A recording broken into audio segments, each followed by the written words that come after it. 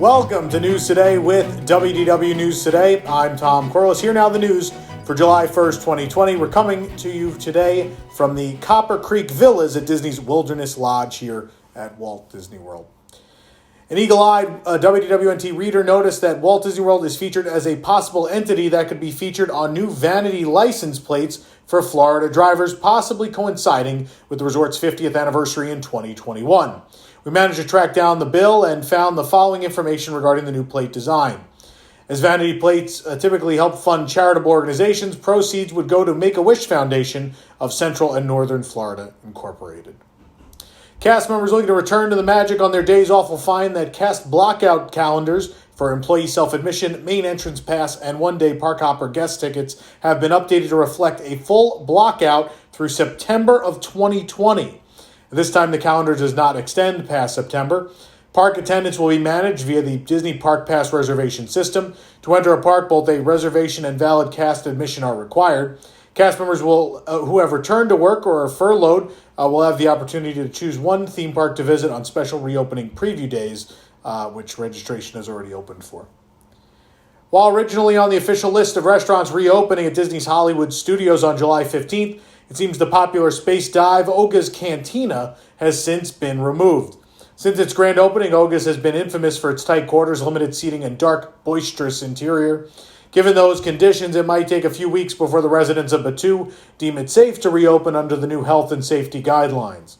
The recent ban on on-site consumption of alcohol at bars may also have led to the sudden removal of Oga's from the list. Still reopening at Galaxy's Edge are Docking Bay 7, Food and Cargo, the Milk Stand, and Rano Roasters.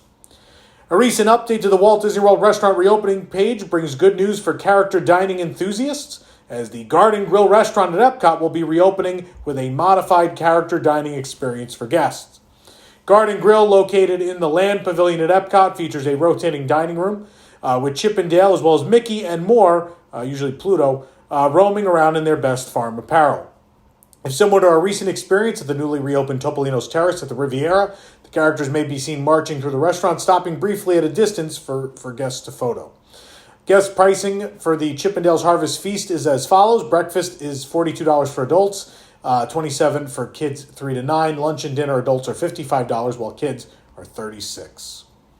For those eager to get back to Black Spire Outpost on July 15th with the reopening of Hollywood Studios, some new details shared by user Yulanin, I'm going to butcher this, it's a username, Yulanin3 on the COVID-19 operations info thread of the Disboards may shed light on potential operational changes coming to Galaxy's Edge. Of course, until Disney officially announces these changes are unconfirmed and subject to change. However, we think it offers great insight into what we may expect once the parks do reopen. As previously stated, cast members will be provided with face masks and shield and are required to wear them if posted at an attraction. Cast member whose costumes formerly required hats or head coverings, such as First Order officers inside Rise of the Resistance, are now being told not to wear them, given all that new headgear they already have to wear. Face masks will be strictly enforced throughout the park as a whole and within each land. Guests not wearing the required face mask will be asked to either put one on or leave. Throughout the park, a safety spiel will be played continuously to remind guests to wear masks and wash their hands. Besides the announcement of relaxation zones as part of the initial reopening proposal, little is known about where or how they will function. However, there apparently will be a relaxation zone located in Galaxy's Edge with a capacity of 80 guests. Within the zone, guests are allowed to remove their masks temporarily. To maintain social distancing, Millennium Falcon Smuggler's Run and Rise of the Resistance will operate with limited capacity. Each party will have their own separate ride vehicle. Reportedly, all elements of Rise of the Resistance will still be in use, as pre-shows will either be spaced out or simply left open for people to walk through, as is rumored with Smuggler's Run. Guests wishing to take photos in front of the Millennium Falcon may still do so, but with masks on, of course. It's been a repeated request from the Disney Parks fans for years, fix the Yeti. But fixing Expedition Everest star audio animatronic resident isn't easy, as legendary Imagineer Joe Rohde recently discussed on Twitter. Spinning off from a discussion about the Animal Kingdom attraction's circular layout, resulting from the need to economize space, a fan asked if this space-saving need is the reason the Yeti was placed in the middle of the mountain, making it extremely difficult to repair. Rohde responded, mentioning that maintenance was involved in the design of the attraction and that their work was considered to be a model collaborative process. He then explained the Yeti has created an unprecedented and unforeseen set of issues with no easy or timely solutions as of yet. When the attraction opened in 2006, the Yeti was the most advanced audio animatronic creature ever created, and with new technology, new issues are bound to follow, as Rhodey discussed. Quote, innovation is like physical exploration of unknown spaces. There is stuff out there you didn't know, and you only encounter it by exploration. But then there it is. The Yeti broke just a couple months after the attraction opened, a little more than a year, and has operated in a B mode ever since. But Rhodey's words suggest that no matter how long it takes, Disney continues to work on a solution as complex as the problem itself. With the reopening of Walt Disney World comes a return of many beloved transportation services across the resort, including monorails, buses, and even the ferry boat.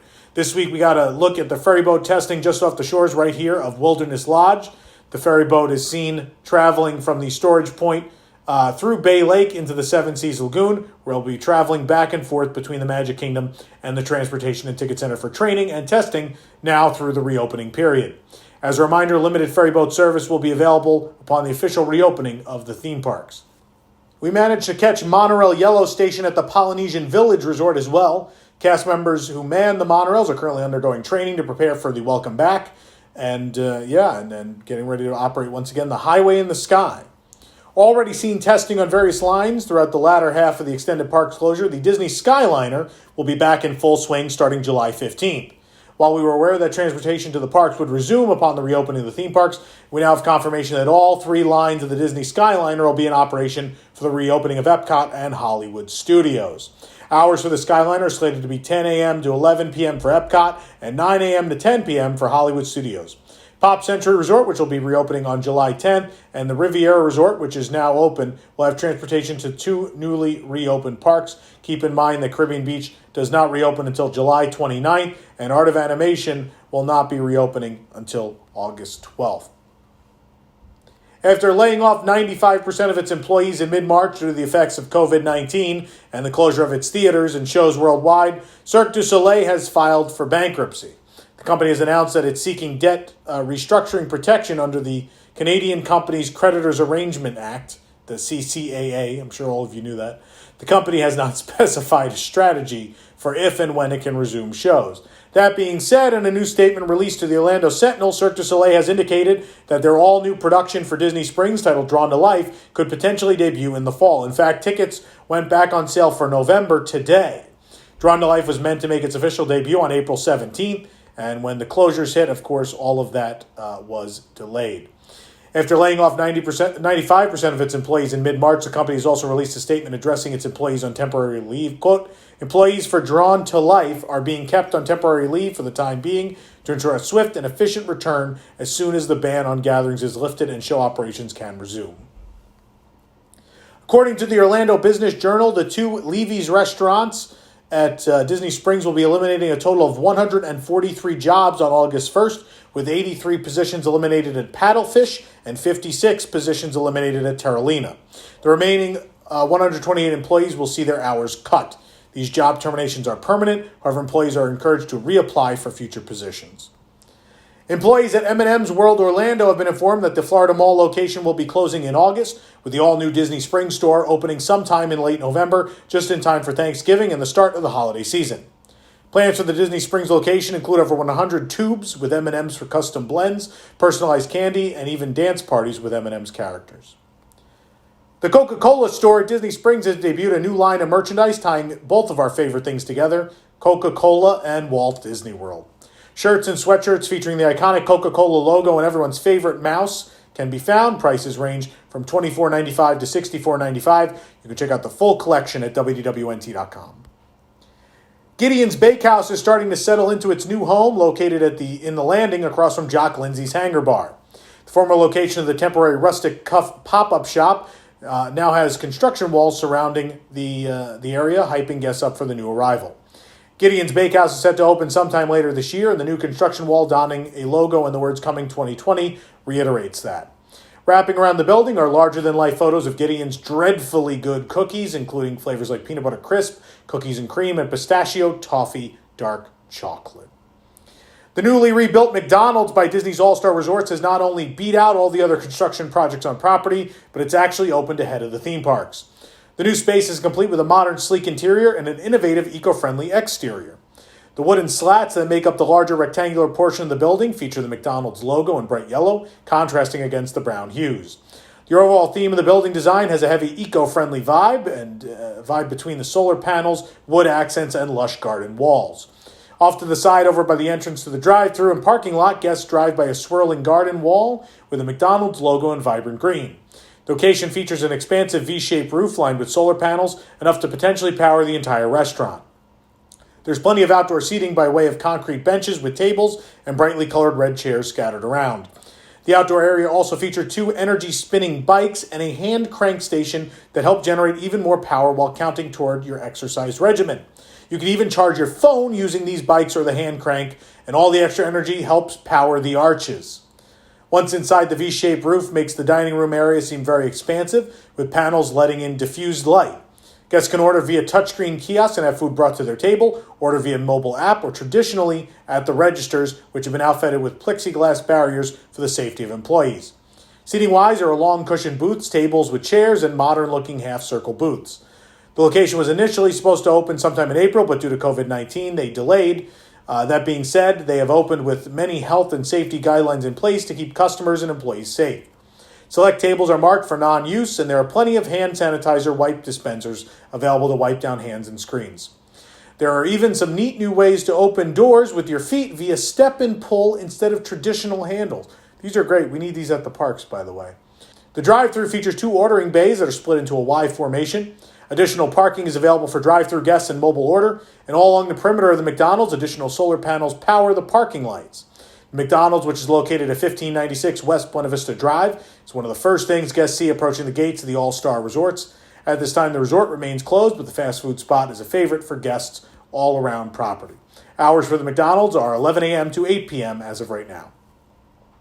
Tokyo Disney Resorts theme parks, Tokyo Disneyland and DisneySea, have finally reopened after 123 days of closure. And of course, we were lucky enough to have a friend on the scene at the parks to give us an overview of the reopening. Just like we showed previously, the entrance is now filled with multiple signs showing off the new rules. Social distancing markers are all over the newly complete entrance plaza. And once we make it in, the park was fairly empty, quite removed from the normal pandemonium of opening time, thanks to way less people. There was a special show at Cinderella Castle featuring Mickey, Minnie, and the rest of the Disney friends to welcome guests back to the Kingdom of Dreams and Magic, And across the park, cast members hold signs to direct guests to queue properly and maintain social distancing. The experience at the park has, of course, been modified to meet those guidelines. Haunted Mansion is not running stretching rooms, and the queues are divided up for social distancing. Attractions like the Jungle Cruise, seats are marked off so guests can properly distance themselves.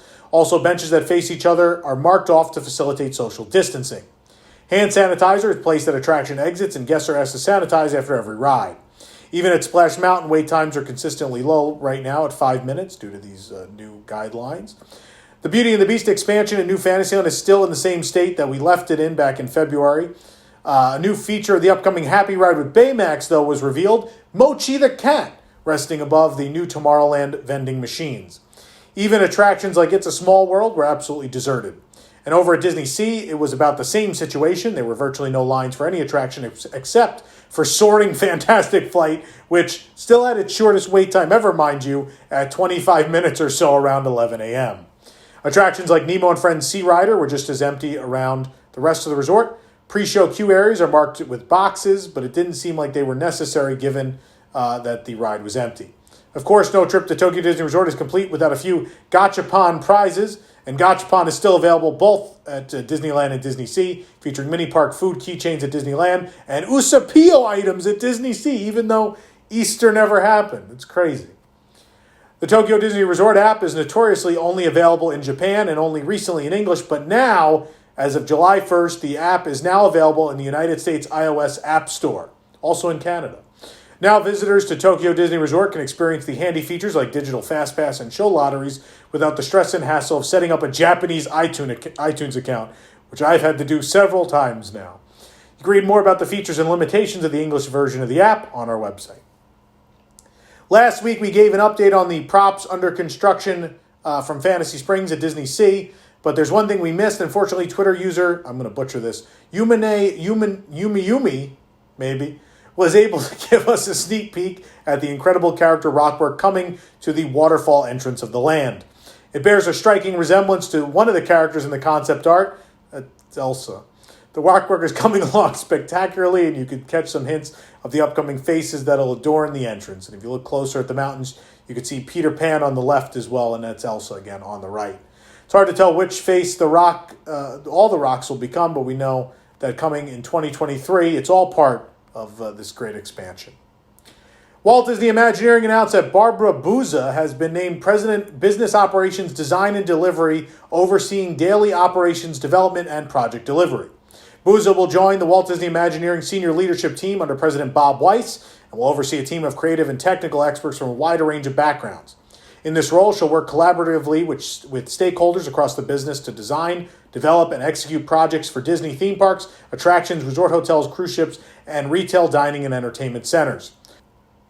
For more information on these stories and more, head on over to WDWNT.com. If you're enjoying the show, be sure to like this video, subscribe to WDW News Today on YouTube for more great content, and click the bell for notifications. Make sure you select all notifications so you never miss an episode of any and all of our shows.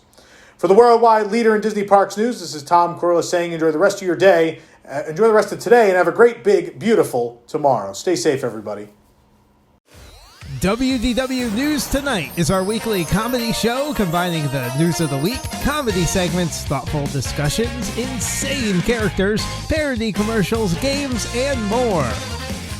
Watch live on Thursdays at 9 p.m. and become a WIGS member to get access to a bonus post show. Watch WDW News Tonight episodes anytime and live on YouTube, or get the audio-only version on iTunes and other podcast services.